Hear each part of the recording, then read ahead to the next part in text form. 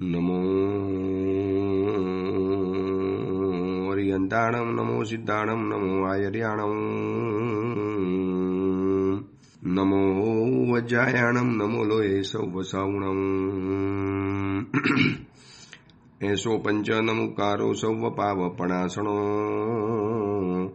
મંગલાણમ ચ સૌવેસી બ્રહ્મમ વૈ મંગલમ મંગલમ ભગવાન વીરો મંગલમ ગૌતમ પ્રભુ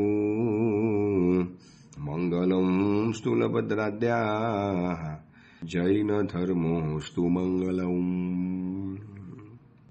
પ્રવચનનો વિષય છે માર્ગ ભૂલેલા જીવન પથિકોની પ્રતિબોધ કથા. આજથી 1245 વર્ષ પૂર્વે બનેલો 4 પ્રસ્તાવ અને 17,000 શ્લોકોની અંદરમાં ફેલાયેલો આ કુવલયમાલા નામનો ગ્રંથ ક્રોધ, માન, માયા, લોભ અને મોહ, આ 5 દોષોની પીડા, આ 5 દોષોની પરેશાની, આ 5 દોષોની હેરાનગતિ, દરેક કાર્યની અંદરમાં, દરેક શુભ કાર્યોની અંદરમાં આ 5 દોષોની એક એવી પરેશાની હોય છે કે એક શુભ કાર્ય પણ આપણા જીવનની અંદરમાં અશુભ કાર્ય બની જતું હોય છે.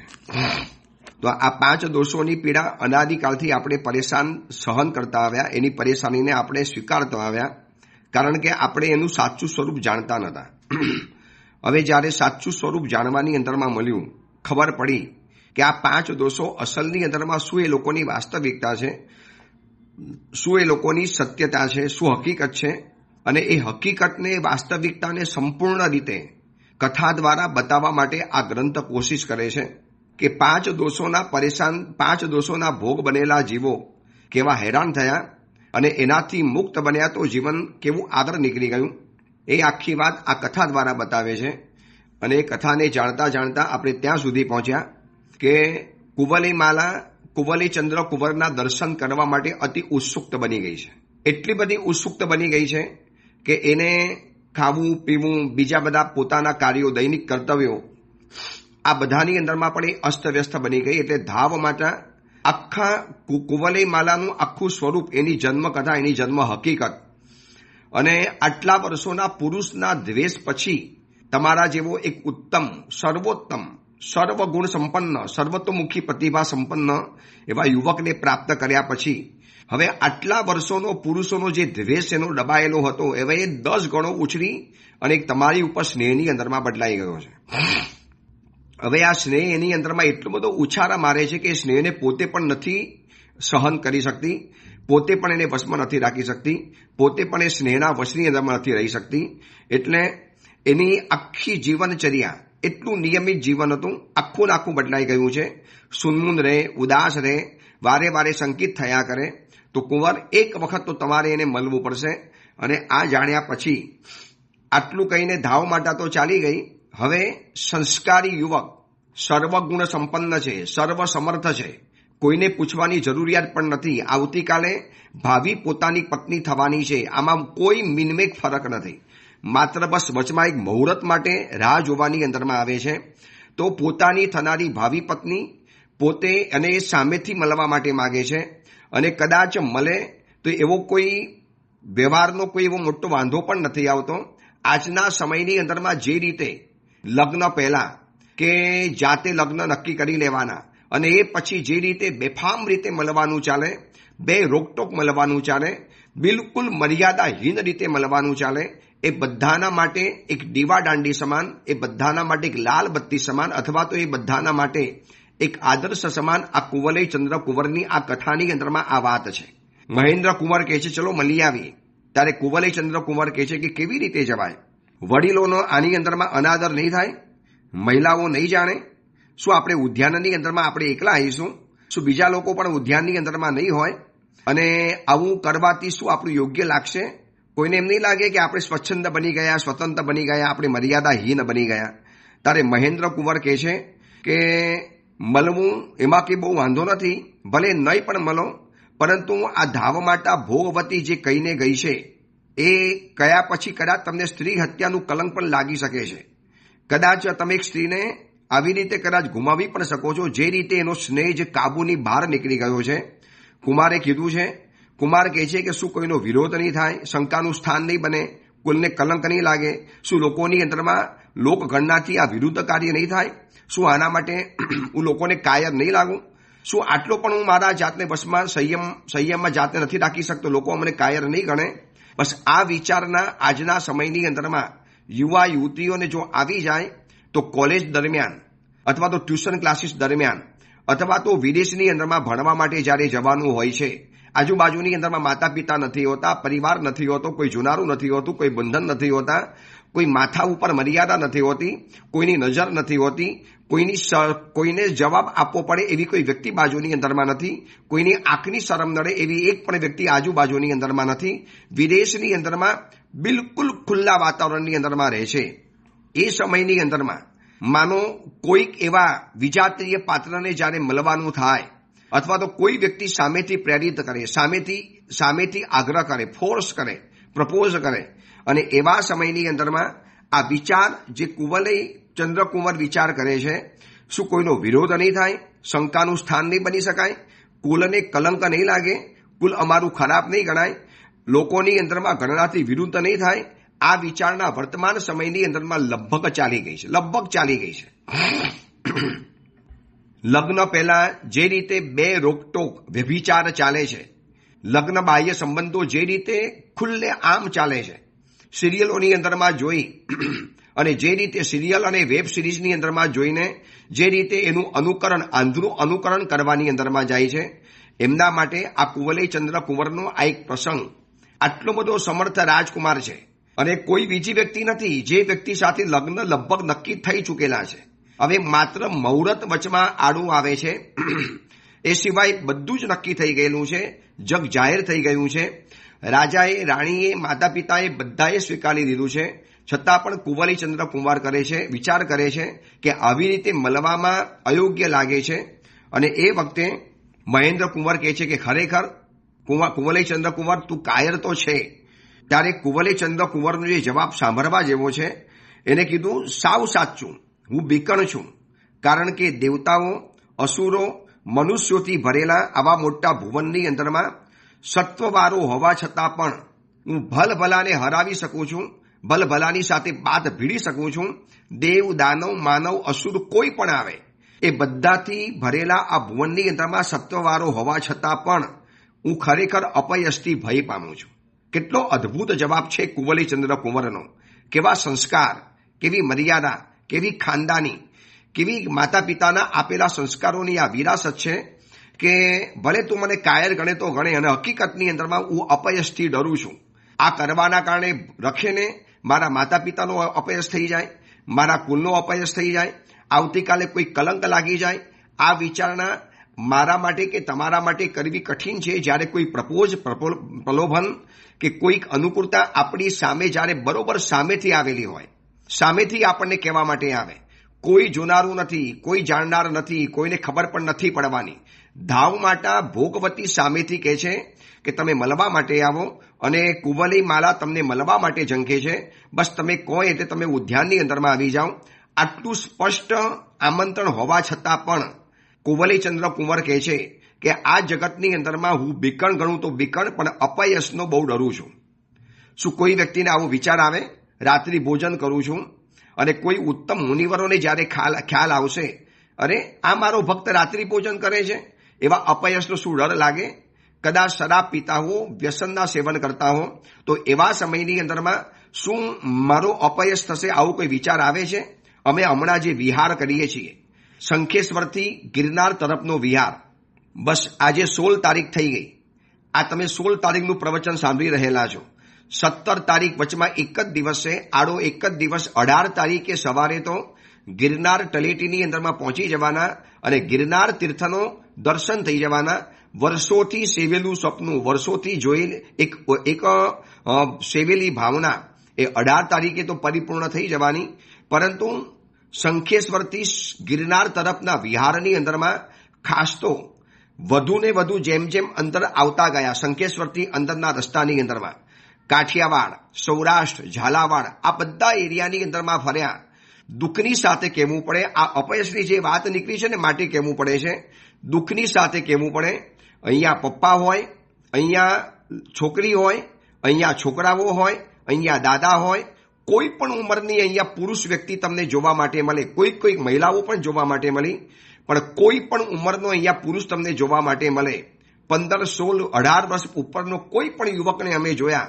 હાથની અંદરમાં પાન મસાલા, રોડ ઉપર એટલા બધા ખાનારા જોયા, મોઢાની અંદરમાં નાખનારા જોયા. એક સફેદ કલરની એક પ્લાસ્ટિકની થેલી હોય, એને બરોબર વચમાં ગોળ વારીને વારેલી હોય, ઉપર કંઈક દોરી કે રબર લગાવેલું હોય, અને પછી હાથની હથેળીની અંદરમાં એને વારંવાર હલાવે. આ દ્રશ્ય સવારના 2 કલાકના વિહારમાં અને સાંજના 2 કલાકના વિહારમાં, સવારે 1 કલાક, પોણો કલાક તો અંધારાની અંદરમાં જાય. જેવું અજવાળું થાય અને આ કાઠિયાવાડ, ઝાલાવાડ કે આ સૌરાષ્ટ્રની જે પણ વ્યક્તિઓ જોવા માટે મળી, દરેક વ્યક્તિના હાથ અને મોઢાની અંદરમાં આ પાન મસાલાની બસ કુટેવ રહેલી છે. અને હજી આગળ કહું, કદાચ હું ખોટું ન બોલતો હોઉં, મેં મારી નજરે જોયેલું છે, 100માંથી 95 નહીં, 96, 97 વ્યક્તિઓના મોઢાની અંદરમાં પાન મસાલા ચાવતા જોયા છે. રોડ ઉપર બેઠેલા હોય, પોતાના માતા પિતાઓની સામે, દાદાઓની સામે, અમારા જેવા સંતો ત્યાંથી પસાર થતા હોય, બરોબર એની સામે ઓછામાં ઓછા રસ્તાની અંદરમાં મેં 100 યુવકોને બહુ પ્રેમથી સમજાવ્યા. અને મારા જેવો સાધુ કહેવા માટે જ્યારે શરમાય, મોડું છુપાવવાની અંદરમાં જાય, મોડું ખોલી ન શકે, હસી પણ ન શકે, સીધો મોઢાની અંદરમાં પાન મસાલા રહેલા છે. મેં એમને બહુ સમજાવ્યા, દોસ્ત આ યુવાની છે, રોજના 5, 6 મસાલાની પડીકી ખાવ છો, એક દિવસની અંદરમાં તમે કદાચ 50 રૂપિયાનો ધુમાડો કરી નાખો છો. આટલા પૈસા તમારા બાળકોના ભવિષ્ય માટે વપરાય તો કેટલું સારું રિઝલ્ટ આવે. તમે કાજુ બદામ ખાઓ, તમને એની શક્તિ પણ મળવાની, અને તમારા મમ્મી પપ્પા બાળકોને આવતીકાલે લગ્ન કરશો, તમારું ભવિષ્ય શું, ફ્યુચર શું, બધી વાત સમજે. પણ કે સાહેબ નાની ઉંમરથી બસ દોસ્તોના કારણે આદત પડી ગઈ છે. હકીકતની અંદરમાં કહું, 100માંથી 95, 96, 97 માણસો આ એરિયાની અંદરમાં પાન મસાલા ખાવા માટે જોયા.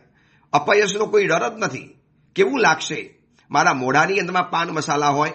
અરે જૈન શાવકોની પણ વાત કરું છું, અજૈન ની વાત છોડો, જૈન શાવકો, જૈન છોકરાઓ, આ બધાના મોઢાની અંદરમાં પણ આ પાન મસાલાની જે કુટેવો જોઈ, હસે એટલે દાંત ખબર પડી જાય, બોલે એટલે દાંત દ્વારા ખબર પડી જાય, અને ખાતા હોય એટલે મોઢામાંથી સુગંધ આવી જાય. મેં આ વિહારની અંદરમાં કેટલાય છોકરાઓને સમજાવ્યા પ્રેમથી કે આ વ્યસન તમને બરબાદ કરી નાખશે, પણ અપયશનો ભય જ નથી. આવતીકાલે વડીલોને કેવું લાગશે, ગુરુજનોને કેવું લાગશે, મારા માતા પિતાને કેવું લાગશે, હું લગ્ન કરીશ તો મારી પત્નીને કેવું લાગશે, કોઈ કહેતા કોઈ શરમ નહીં. બેશરમ બની આ કુવલય ચંદ્ર કુંવરની આ વાત નીકળી છે, માટે બતાવું છું કે આ એરિયાની અંદરમાં એમ લાગ્યું કે આ યુવકોને આ વ્યસનના ચક્કરમાંથી કોણ છોડાવશે. એટલો મોટો પાનનો બિઝનેસ છે આમ પાન મસાલાનો. રોડ ઉપર એની ખાલી થયેલી કોથળીઓના ઢગલા જોવા માટે મળે, ઢગલા. ગઈકાલે સાંજે અમે જેતપુરથી વિહાર કર્યો, અને જેતપુરથી વિહાર કરીને રાજાની ફેક્ટરીની અંદરમાં આવ્યા. વચમાં જેતલસર ગામ આવ્યું, અને એ ગામની અંદરમાંથી બસ એ ગામમાંથી પસાર થતા હતા. ખાલી રોડ ઉપર બેઠેલા યુવકો બહુ નવરા છે. આ એરિયાની અંદરમાં લોકોને લગભગ નવરાશ છે. 4-5 યુવકોની ટીમ બેઠેલી હોય, બાઇક ઉપર બેઠા હોય, બાકડા ઉપર બેઠા હોય, પારી ઉપર બેઠા હોય, ઝાડ નીચેના કોઈક એવા જગ્યાઓમાં બેઠેલા હોય. બસ કોઈ પાન મસાલા હલાવતા હોય, કોઈ મોઢાની અંદરમાં નાખતા હોય, કોઈ ચગડતા હોય, કોઈ થૂકતા હોય. બસ આવું દ્રશ્ય જોવા માટે મળે. એમ થયું કે આ એરિયાની અંદરમાં ઘણા સંતો એમ કહે છે કે અમે તો વ્યસન મુક્તિના કાર્યક્રમ કરીએ છીએ. લાગતું નથી કે વ્યસન મુક્તિ થયેલી હોય. 100માંથી હું તમને 96 છોકરાઓ કહું છું, 96 પુરુષો. બહેનો તો જોઈ, બહેનોના મોઢાની અંદર પાન મસાલા જોવા માટે મળ્યા. જેતલપુરની અંદરમાં રહેલા ત્યાં ઉપાસની અંદરમાં કોઈક અજૈન શાવિકા, અજૈન બેન કચરો અને પોતું કરવા માટે આવ્યા, અને એ બેનના મોઢાની અંદરમાં પણ પાન મસાલા. મેં કીધું બેન તમે પણ ખાઓ પાન મસાલા? સાહેબ હવે કુટેવ પડી ગઈ છે, આદત પડી ગઈ છે. રોજના કેટલા ખાવ? 5 ખાવ. રોજના 50 રૂપિયાના ધુમાડા કરવાના. બેન કચરા પોતા કરીને પૈસા કમાવું છો, અને આ વ્યસનો કરીને શરીરને બરબાદ કરી નાખશો. સાહેબ હવે છૂટતું નથી. તમારા જેવા ઘણા સાધુ ભગવંતો અહીંયા આવે છે, બધાએ મને સમજાવ્યું, પણ સાહેબજી છૂટે એમ નથી. એટલું કબૂલ કરે, શરમ છે એટલી હજી એટલી આંખની શરમ રાખે છે મહાત્માઓની, પરંતુ અપયશનો ડર નથી, માટે આ વ્યસનોના ચક્કરની અંદરમાં પહોંચી ગયા છે. ઘણા એવા દાવા કરે છે પંથવાળા કે અમે આ એરિયામાં વ્યસન મુક્તિના કેમ્પ ચલાવ્યા, હજારો લાખો લોકોને, એ લોકો ફિગરો બતાવે છે અમે લાખો લોકોને વ્યસનમાંથી મુક્ત કર્યા. કે લાગતું નથી કે મુક્ત કર્યા હોય. એમ લાગે છે કે એટલું મોટું કેમ્પેઇન ચલાવવું પડશે, એટલો મોટો યજ્ઞ આરંભવો પડશે, તો જ આ અહીંના છોકરાઓ અહીંના ભાઈઓ, અહીંના યુવકો, અહીંના દાદાઓ, અહીંના ભાભાઓ આ વ્યસનોમાંથી મુક્ત બની શકશે. એક વખત વિહારની અંદરમાં આવો ત્યારે તમને ખબર પડશે કે સાહેબજી 96% કહે છે, પણ અહીંયા તો 99% દેખાય છે. કેમ આવું થાય છે? અપયશનો ભય નથી, કોઈ જોનારું નથી. અને કુંવલે ચંદ્ર કુંવર કહે છે કે ભાઈ સાચી વાત છે, હું તો અપયશથી તો ભય તો પામું છું. તો મહેન્દ્ર કુંવરે કીધું કે તમારી વાત સાચી છે, પરંતુ હવે વનની અંદરમાં આ ઉદ્યાનમાં ગયા વગર તો નહીં ચાલે. એક તો ભોગવતીને આપણે ધાવ માતાને હા પાડી દીધી છે અને એ કુંવરી તમારા વગર ઝૂલી રહેલી છે, એની જિંદગીની હાલત બગડી ગયેલી છે. એટલે બહુ આગ્રહ કર્યો. એટલે પરાણે મહેન્દ્ર કુંવરની સાથે, એકલો તો નહીં જાઉં મહેન્દ્ર કુંવર, તમારે સાથે તો સાથે આવવું જ પડશે. તું સાથે આવ. મહેન્દ્ર કુંવરને સાથે લઈ અને એ લોકોએ ઉદ્યાનની અંદરમાં પ્રવેશ કર્યો અને ઉદ્યાનની અંદરમાં પહોંચ્યા. અહીંયા ઉદ્યોતન સુરેશ્વરજી મારા સાહેબ બતાવે છે કે ઉદ્યાન કેવું હતું. આજનું જે કહે ને ગાર્ડન, આ ગાર્ડન કેવું હોય.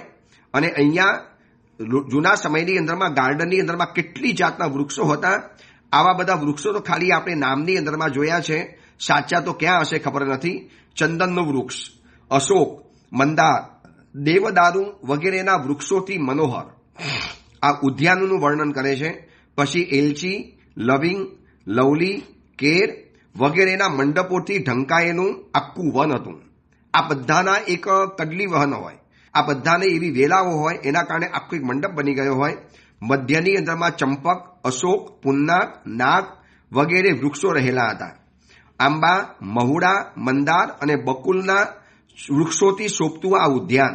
પછી મલ્લિકા, યુથિકા, કોરંટ, મોગરા, સત્તલી વગેરેના છોડોથી એટલું બધું યુક્ત રહેલું હતું આ. પછી કુજ્જઈ, અંકોલ, રમ્ય સોપારી, પછી ફવીણી, ખજૂરી, નારિયેલ, દાડમ, નારંગી, માતુલિંગ, નાગરવેલ આ બધાના છોડોથી, વૃક્ષોથી અને એના ફલ ફૂલોથી ભરેલું આખું ઉદ્યાન રહેલું હતું. આ બધા વૃક્ષોના નામ મેં જ્યારે વાંચ્યા ત્યારે એમ થયું કે ક્યાં હવે આ બધા વૃક્ષો જોવા માટે મળશે. જે રીતે હાઈવે બનતા ગયા, ધડાધડ વૃક્ષો કપાતા ગયા અને જે રીતે વૃક્ષોની બેફામ કતલ થતી ચાલી, આ બધા વૃક્ષો તો જોવા માટે નથી મળતા. અને આવા મનોહર ઉદ્યાનની અંદરમાં કુંવલે ચંદ્ર કુંવર અને મહેન્દ્ર કુંવર આગળ જઈ રહેલા છે. અને આ બાજુ ત્યાંથી ધાવ માતાના કહેવાના કારણે કુંવલે માલા પણ નીકળી છે ત્યાંથી. અને કુંવલે માલા પણ ઉત્સુકત બનીને ચલો કુંવલે ચંદ્ર કુંવરને મળવું છે. એ પણ શરમાય છે, એ પણ પોતાની સખીઓ સાથે પરિવરેલી છે. દૂરથી બંને જણા એકબીજાને જોવે છે, પણ મળવાની વાત નથી. આ મર્યાદા છે. આ મર્યાદા આજના સમયની અંદરમાં લોકોને મજાક લાગશે, લોકોને ઓર્થોડોક્સ લાગશે, લોકોને જૂનવાણી લાગશે, લોકોને બંધન લાગશે, લોકોને એ બધી પરોજન અને પંચાયત લાગશે. પણ હકીકતની અંદરમાં મર્યાદા આ હતી કે એકબીજા દૂરથી એકબીજાને જોવે છે. અને કુંવલે ચંદ્ર કુંવરે જ્યારે કુંવલે માલાને જોઈ ત્યારે અહીંયા એક વર્ણન કરવાની અંદરમાં આવ્યું છે કે કેવી મનોહર સ્ત્રી હતી, કેવું એનું રૂપ હતું, કેવું એનું સૌંદર્ય હતું. એ આખી વાત બતાવે છે. કુંવલે માલાને જોઈ ત્યારે એમ લાગ્યું કે અનેક કલહંસિકાઓની વચ્ચે જાણે કે આ રાજહંસિકા જેવી છે, તારાઓની વચ્ચે જાણે કે આ ચંદ્રરેખા જેવી છે, કુમુદીઓની મધ્યની અંદરમાં કમળીની જેવી છે, વનલતાઓની અંદરમાં આ કલ્પલતા જેવી છે. જંગલમાં જેટલી પણ વનલતા હોય એમાં કલ્પવૃક્ષની જે લતા એની શોભા કંઈક અલગ જ હોય. અને મંજરીઓની અંદરમાં પારિજાતની આ મંજરી છે. એમ તો આંબાની પણ મંજરી આવે, બીજા પણ વૃક્ષોની મંજરી આવે. ફલ ઉગે એની પહેલા જે ઉગે એને મંજરી કહેવાય છે. તો મંજરીઓની અંદરમાં પારિજાતની મંજરી જેવી લાગી, અપ્સરાઓની અંદરમાં તિલોત્તમા જેવી લાગી, યુવતીઓની અંદરમાં કામદેવની હૃદયપ્રિયા રતિ જેવી લાગી. અને કુંવલે માલાને સખીઓની વચ્ચે જોઈ અને કુમારે વિચાર્યું કે લોકોમાં સંભળાય છે કે પ્રજાપતિ ઘરડા છે, પણ એ વાત કદાચ સાચી લાગે છે. જો ઘરડા ન હોય તો આવી સુંદર યુવતીનું નિર્માણ કરીને પછી એમને કેમ બીજી આવી યુવતીઓ નહીં બનાવી હોય, કદાચ થાકી ગયા હશે. આવી બધી મનની અંદરમાં વિચારણા કરતા બંનેનું દૂરથી મિલન થઈ ગયું. અને બંને જણાને જ્યારે સમાચાર કહેવાની અંદરમાં આવ્યા અને ધાવ માતા બોલાવાની અંદરમાં આવી એટલે મર્યાદા સાથે કુંવલે માલા પણ નીકળી ગઈ છે.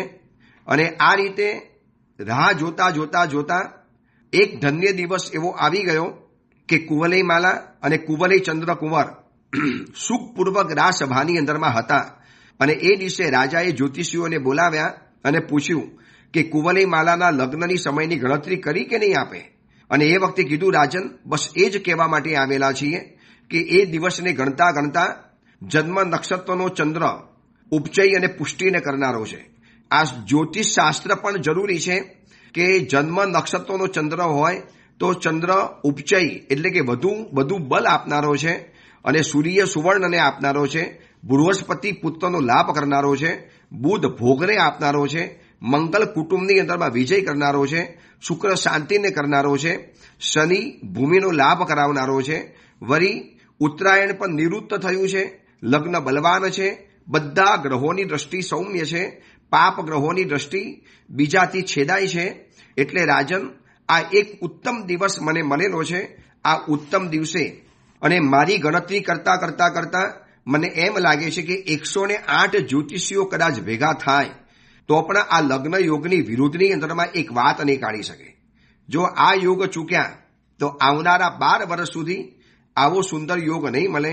એટલે ફાગણ મહિનાની શુક્લ પક્ષની પંચમી તિથિ એટલે કે ફાગણ સુદ પાંચમનો દિવસ જૂના સમયનો બધો જ વ્યવહાર તિથિઓ ઉપર ચાલતો હતો. આજે તારીખ ઉપર નહીં. આજે ઘણા યુવકો પૂછવા માટે આવે, ગુરુદેવ સંવત્સરી પર્વ ક્યારે આવે છે? એટલે અમે કહીએ ભાદરવા સુદ ચોથ. એ કે ગુરુદેવ તારીખ બતાવો ને, તારીખ કઈ આવે? સંવત્સરીના તારીખ કઈ આવે? જ્ઞાન પાંચમે તારીખ કઈ આવે? મૌન 11 તારીખ કઈ આવે? આ તિથિઓ જ મહત્વની છે.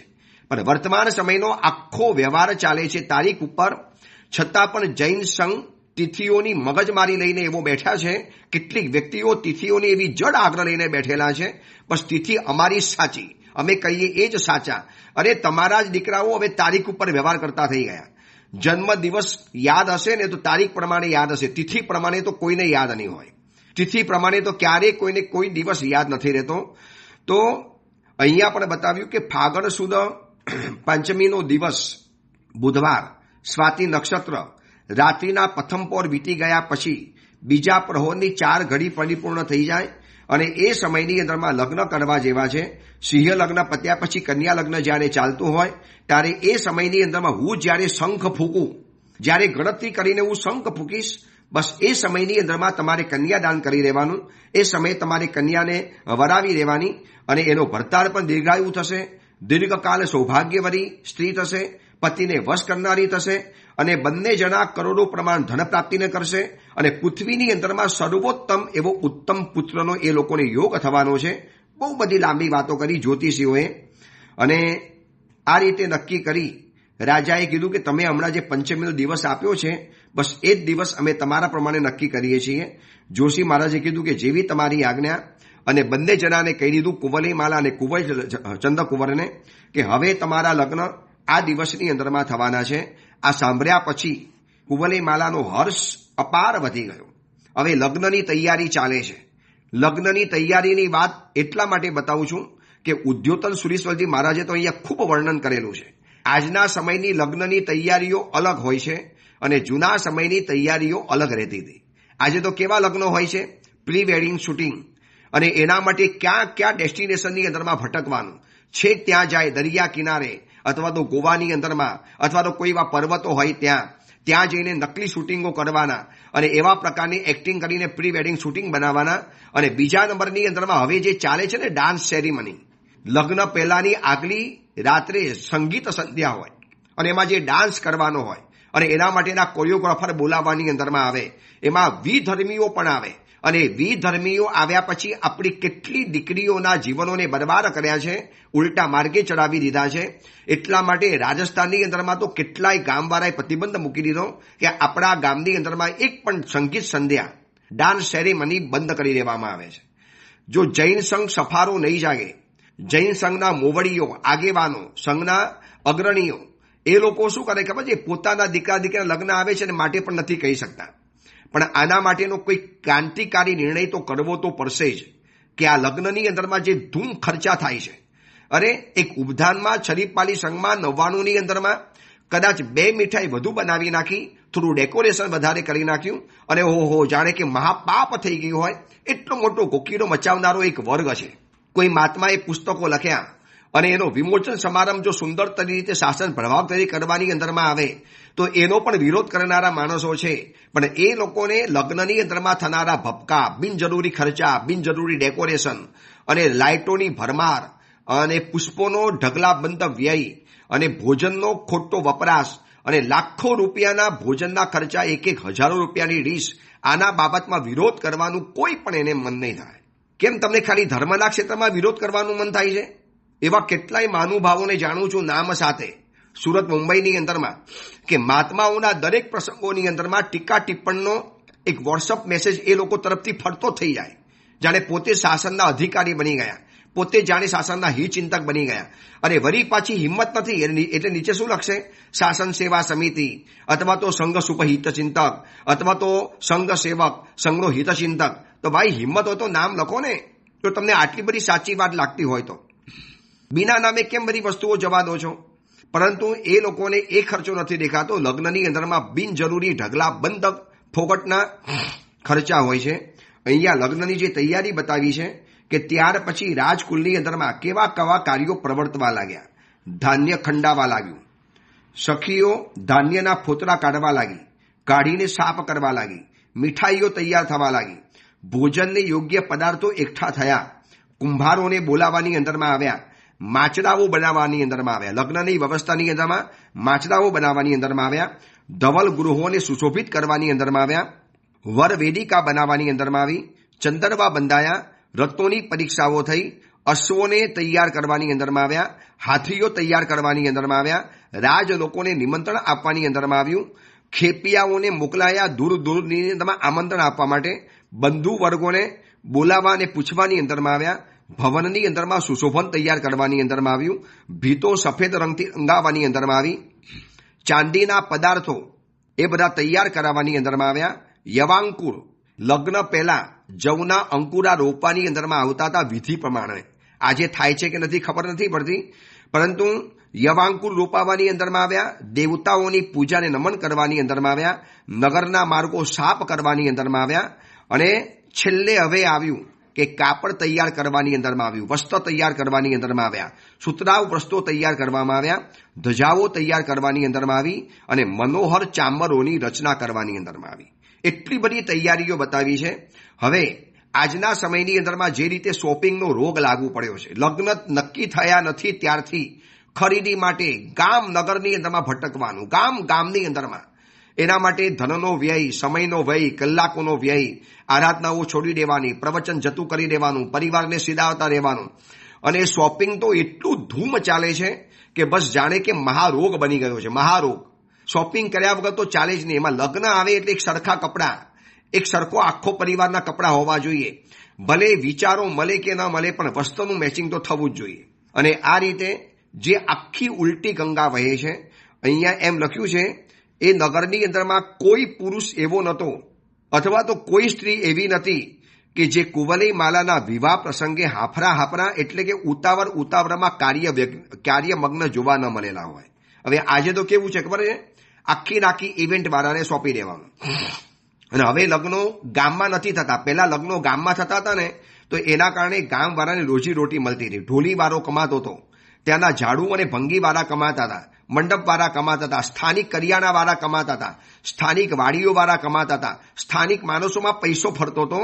હવે લગ્નની આખી સિસ્ટમ એવી ઉલટી થઈ ગઈ.